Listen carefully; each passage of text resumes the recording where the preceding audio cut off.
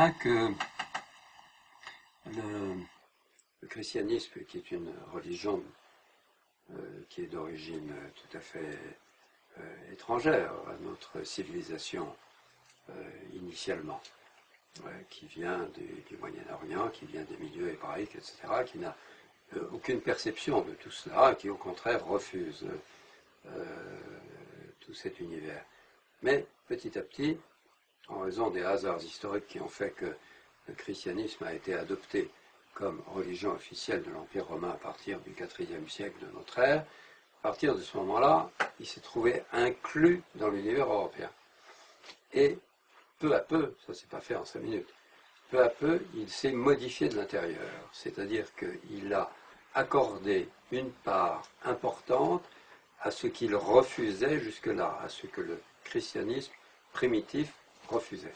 Donc, il n'y a pas, quand on parle de christianisme comme étant un ensemble homogène, je crois que l'on se trompe.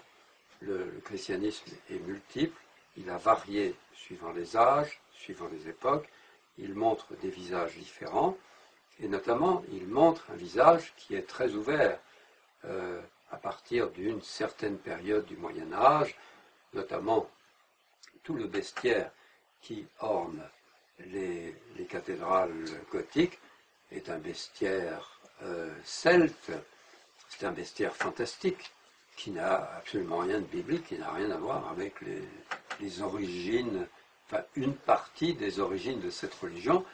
En revanche, il a à voir de très près à la part importante que les populations celtes ont apporté à l'évolution de l'Europe dans ces années-là. C'est pourquoi, à l'égard du christianisme, entre autres, j'ai personnellement une attitude ouverte. Le christianisme est une religion hybride, multiple, qui charrie toute espèce de tradition. À sa façon, le pape Benoît XVI l'a dit dans un domaine. Il l'a dit remarquablement lors de son discours de Ratisbonne en 2006, qui a été mal compris, qui a été interprété de façon stupide comme une attaque contre l'islam. Ce n'était pas ça du tout. C'était une réflexion qui correspondait tout à fait à ce qu'est cet homme, qui est à la fois un théologien et un philosophe, et qui a été profondément marqué par la philosophie grecque ancienne. Et ce qu'il observe, ce sont ces mots, ce qu'il observe, c'est que s'est produit dans ces premiers siècles du christianisme une rencontre, et dit-il, qui nous crée des obligations entre le message évangélique ou hébraïque d'origine et la rencontre avec une tradition beaucoup plus ancienne qui est celle de la pensée grecque. Et il le dit de la façon la plus explicite qui soit, ce qui conclut très logiquement que dans notre tradition, la pensée grecque ancienne est première, c'est elle qui représente le fond de la tradition sur laquelle se sont greffées un certain nombre de choses, notamment la pensée chrétienne avec ses aspects multiples, puisqu'elle n'a pas cessé de changer. Et pour nous, qui sommes dans une période de chaos absolu, alors il est naturellement possible d'adopter une attitude simple, que je dirais gentiment bourgeoise et conservatrice, c'est-à-dire de s'en rapporter à ce qui apparemment existe, parce que cela procure des satisfactions. Mais ce qui existe est flou, car ce qui existe aujourd'hui n'était pas ce qui existait il y a 2 siècles. Ce qu'on appelle aujourd'hui le christianisme, c'est celui d'aujourd'hui, c'est pas celui d'il y a 2 siècles, qui était en contradiction à bien des égards avec celui d'aujourd'hui, notamment dans le domaine sexuel, etc. etc. Mais c'est satisfaisant, évidemment, de s'en rapporter à une grande institution, même si elle est malade, même si elle est en difficulté, qui est puissante et qui semble avoir traversé les âges. Mais on ne voit pas qu'elle a traversé les âges avec des modifications constantes. Bref, devant ce grand chaos général, le fond de ma pensée a consisté à nous en rapporter à nos origines propres, puisque nous avons des origines qui, elles, sont attestées, sur lesquelles nous disposons de textes qui ont une certaine clarté, et sur lesquels il est possible de créer une herméneutique vraiment éclairante. Il me paraît souhaitable, dans l'état de chaos et d'incertitude qui est le nôtre, tout en conservant pour ceux qui sont attachés à leurs habitudes, à leurs conventions confessionnelles, etc. Je ne veux pas du tout modifier ces conventions, mais je pense qu'il est très important d'apporter un plus, un complément, qui est celui de la connaissance de ce que nous sommes fondamentalement, et qui à ce moment-là devient vraiment un complément, et qui devient un plus sur lequel pouvoir s'appuyer pour construire l'avenir. Pour revenir à la chasse, est-ce que vous diriez que dans le monde actuel, vous reconnaissez encore certaines formes de chasse? Vous diriez au contraire que la chasse actuelle, très bourgeoise et marchande, s'est écartée définitivement du parcours que vous avez situé? Elle n'est pas que bourgeoise et marchande. Je le raconte d'ailleurs dans le dictionnaire amoureux de la chasse, il y a un chapitre qui est consacré à une chasse paysanne à laquelle j'ai participé avec bonheur pendant quelques années quand j'habitais Ernemont-Boutavent. Le titre du chapitre doit être le clan de loup-garou. Non, c'est le clan de Boutavent. Il y a aussi le clan de Boutavent. Il y a le clan de Boutavent. Et où je rapporte mes souvenirs de cette chasse paysanne qui était merveilleuse à sa façon. Je chassais avec mes amis, j'habitais, Ernemont, je chassais avec mes amis du village d'Ernemont, qui étaient des petits chasseurs, qui avaient peu de moyens, qui avaient leur bras fusil de chasse, voilà. Mais ils étaient passionnés tous. Le tableau était faible. Ce n'est pas le tableau qui nous intéressait. Ce qui nous intéressait, c'est de nous retrouver entre hommes, avec un fusil au bras, et avec notre chien avec nous, et cela dans la forêt, dans la sauvagerie. Avec en plus les blagues, etc. Et le soir, nous nous retrouvions pour un repas pantagruélique, tous ensemble, racontant les histoires de la chasse, du village, etc. C'était vraiment la vieille communauté qui était reformée. Rien n'avait changé depuis 2000 ans. C'était extraordinaire comme expérience. Ça, c'est une partie de la chasse. Il y a des chasses bourgeoises, bien entendu, il y a des chasses commerciales qui n'ont pas la même qualité. Et en même temps, il y a la chasse à courre aussi, qui relève d'un autre registre. Alors, la chasse à courre... Vous étiez également très, très sensible. Oui. La chasse à courre est un univers en soi qui est un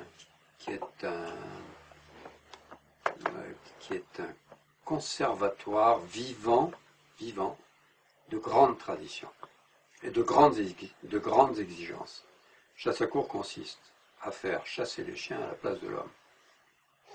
C'est-à-dire que, en créance, c'est le terme usuel, en créance des chiens qui ont été sélectionnés pour cette raison-là, parce qu'ils ont un nez qui est bien particulier, on les créance sur la voie d'un animal, pas n'importe lequel, sur la voie du cerf, sur la voie du chevreuil, sur la voie du sanglier, par exemple, en ce qui concerne la France. Mais la France, il n'y a qu'en France qu'il y a de la vénouille. Ailleurs, l'Angleterre n'a pas de vénouille. La chasse à courre anglaise n'a rien à voir avec la chasse à courre française. La chasse au renard. Oui, mais c'est un triple 16. C'est une course d'obstacles. Un exercice d'équitation. Qui est un exercice d'équitation. On se casse la gueule, alors, et comment? Et on casse les chevaux aussi par la même occasion, et on casse le cou d'un certain nombre de cavaliers et de cavalières. Mais ça n'a strictement rien à voir avec la chasse à courre française. Chasse à courre française, on fait chasser les chiens, mais on fait en sorte qu'à partir du moment où un animal a été attaqué, un cerf par exemple, il faut que la meute conduise cette chasse jusqu'à son terme avec cet animal-là et pas un autre. Et ça, c'est pas facile. Parce que dans la forêt, les animaux se croisent, donc leurs effluves, leurs voix, ce qu'on appelle leurs voix, se croisent. Comment savoir quelle est la bonne voie? C'est là que l'on utilise des chiens de change, qui sont des vieux chiens de meute que l'on connaît par la finesse de leur nez. Et le maître d'équipage ou son piqueux vient tout seul, il a arrêté la meute, les cavaliers sont arrêtés, et il va travailler avec le chien de change pour essayer d'identifier la bonne voie, la véritable voie. Et tout l'art de la vénerie, c'est cela. Cela s'accompagne, par ailleurs, de tout un rituel qui est magnifique. Et dans ce rituel, il y a depuis le XVIIIe siècle des fanfares de vénerie qui sont absolument admirables, qui sont des fanfares, comme on appelle de circonstance, c'est-à-dire qui servent aux veneurs en forêt à se reconnaître et à échanger entre eux des informations. Ah, ça, c'est un cerf à la lèvre. Et ensuite on entend le cerf est mort. Et ainsi de suite. Voilà. Donc on est informé par les sonneries des circonstances de la chasse. Et cela à distance. Par ailleurs, il y a des sonneries de variété qui correspondent à des moments de la journée, à des fêtes qui célèbrent éventuellement un équipage, etc. Et c'est très riche. Et ça ne cesse de s'enrichir. Et si l'on a eu l'occasion d'entendre sonner en forêt, par ailleurs, pas en ville, mais en forêt, de bons sonneurs de trompe, on est transporté.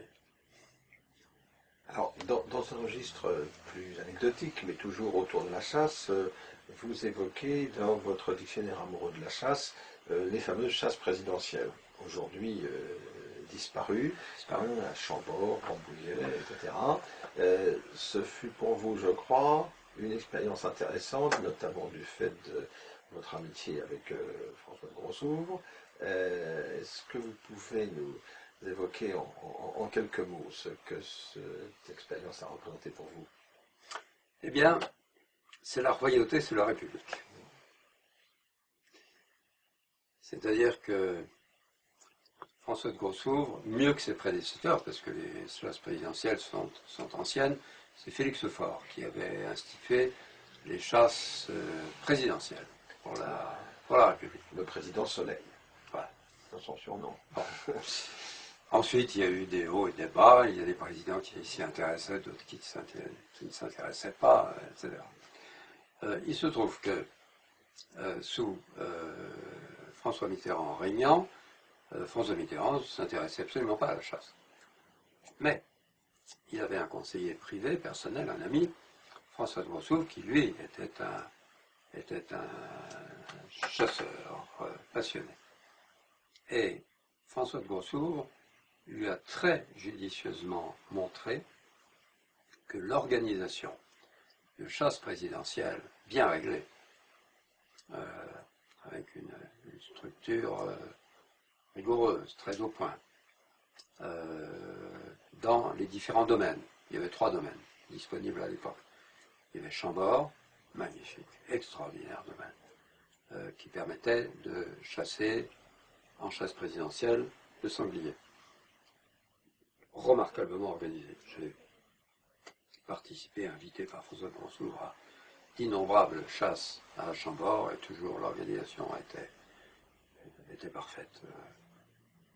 Les animaux étaient au rendez-vous. Mais pas que les animaux, les flacons, enfin tout. Bon. Nous étions reçus évidemment au château de Chambord. Le petit déjeuner, ensuite le dîner le soir était dans la grande salle des gardes qui portent un autre nom. Toujours avec un service parfait. Et pendant la journée, l'organisation était également parfaite. Une organisation qui baignait dans l'huile absolument, avec une organisation complexe, parce que il fallait emmener les tireurs, qui étaient nombreux, à des emplacements de tir qui variaient, qui étaient organisés de façon savante pour ne pas se chevaucher, ou ne pas que les tirs ne se croisent pas, non seulement qu'il n'y ait pas de danger, mais que par ailleurs les animaux restent tranquilles dans certains espaces, ne soient pas dérangés dans d'autres. Bref, c'était remarquablement organisé. Ça, c'était pour la chasse au gros gibier, précisément au sanglier. Et puis, il y avait en forêt de Marly, ce qui n'existe plus, il y avait chasse à la plume. On chassait le faisan, il y avait des faisanderies, avec élevage de faisans, mais c'était des élevages de faisans naturels, c'est-à-dire que les faisans volaient bien, ils ne sortaient pas d'une cage là, 5 minutes avant pour se faire tuer. Ils n'étaient pas faciles à tirer. Il y avait aussi des élevages de canards sauvages, qui n'étaient pas du tout faciles à tirer. Et puis enfin, il y avait le troisième chasse, qui était celle de Rambouillet, qui était à peu près dans le même registre, mais en plus vaste que Marly. Marly était intime, alors que Rambouillet était une chasse plus vaste, plus souveraine et royale, en quelque sorte. Et comment interprétez-vous le fait que Jacques Chirac mette un terme à cette tradition des chasses présidentielles? Je pense qu'il était fermé à cet univers, d'abord, sûrement. Je pense que c'est un homme qui manque certainement d'imagination et qui n'a pas le sens de la grandeur de l'État et qui n'a pas le sens de ce que pouvaient représenter ces instruments de représentation de l'État et de relations diplomatiques. Car dans toutes les chasses organisées par François de Courcouronnes, il y avait des diplomates, il y avait étrangers, il y avait des hommes politiques, français, étrangers parfois, et c'était l'occasion de rencontres discrètes. Les gens pouvaient se parler sans être écoutés. C'était un lieu de contact, de relations, conciliabules, etc., indispensable. Ça fait partie des mécanismes de la puissance à la disposition d'un État. Supprimer ça montre une vision bien étroite des choses, à mon sens. Alors, et de manière plus générale, nous sommes dans une époque aujourd'hui où la chasse est vigoureusement contestée dans une partie de l'opinion, avec une population qui s'urbanise de plus en plus, un monde qui se coupe rapidement de ses racines rurales. Comment voyez-vous, dans un pays comme la France, où cette tradition a été très forte, et le demeure même, c'est maintenu très fortement, comment voyez-vous l'avenir de la chasse, de la tradition cynégétique dans un pays comme la France à court et moyen terme? Semble-t-il, elle se porte assez bien. J'en veux pour preuve ce qu'on appelle les équipages de petites véneries. Les équipages de petites véneries sont composés par un groupe de copains qui sont passionnés par la vénerie. La vénerie, je le rappelle, consiste à faire chasser les chiens à la place de l'homme. Mais en petite vénerie, on n'utilise pas de grandes meutes. Les meutes peuvent être composées de 4 ou 5 chiens qui sont créancés sur la voie, généralement, des lièvres, qui n'est pas facile à chasser d'ailleurs. Éventuellement le renard, mais c'est surtout le lièvre. Et pour faire vivre un équipage de ce genre, il ne faut pas de grands moyens. Petite maison à la campagne pour les chiens. Et ensuite, on n'a pas besoin d'adjudication, contrairement aux équipages de grande vénerie, qui coûtent très cher. Il suffit tout simplement d'avoir de bonnes relations avec des paysans qui acceptent un jour de recevoir un équipage chez eux pour chasser le lièvre sur leur terre, hein, dans les betteraves qui ont été coupées, etc. Et là, tout le monde s'en donne à cœur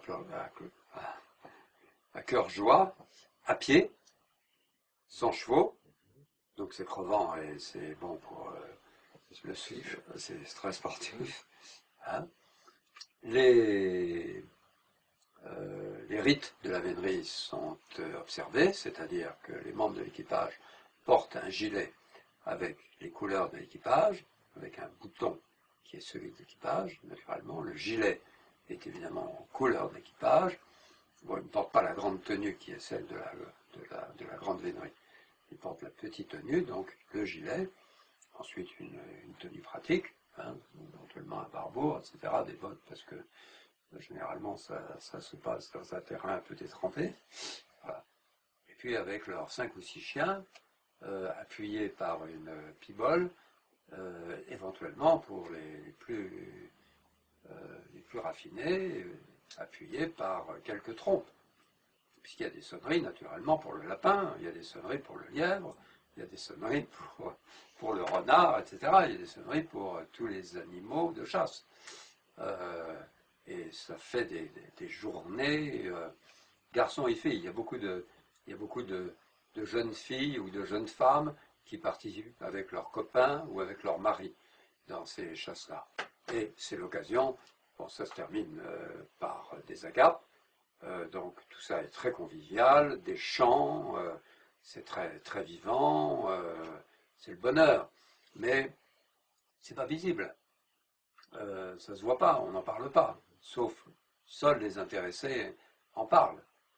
Et de même, des chasses paysannes, comme celle à laquelle j'avais participé autrefois, se maintiennent toujours de la même façon, sans parler des chasses commerciales de toutes sortes qui existent bien entendu, mais qui ne sont pas tout à fait de la chasse.